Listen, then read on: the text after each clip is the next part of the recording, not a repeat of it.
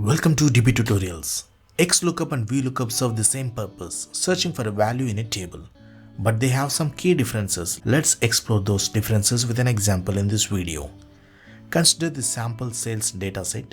If you want to find the revenue generated by the salesperson Mike, you type the VLOOKUP function like this in cell C11 equals to VLOOKUP, open the parenthesis, type Mike in the inverted quotes, comma, select the range as B5 to D8, comma, 3 which is the column number, comma, false and close the parenthesis and press enter to see the result as $30,000.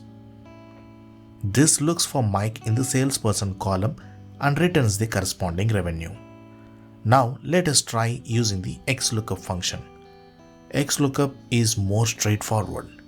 Go to cell C12 and type the formula as equals to XLOOKUP, open the parenthesis, in the inverted quotes type Mike, comma, select the range as B5 to D8, comma, now select the return array as D5 to D8, close the parenthesis and press enter to see the same result. It directly searches for Mike in the salesperson column and returns the revenue. Key differences are VLOOKUP requires an exact match, hence false as the last argument. XLOOKUP is more flexible and doesn't require an exact match. It also handles errors more elegantly.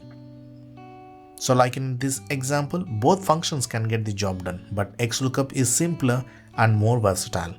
It's the modern choice. If you found this video helpful, don't forget to give a thumbs up, share it with your colleagues and subscribe for more Excel tips and tricks.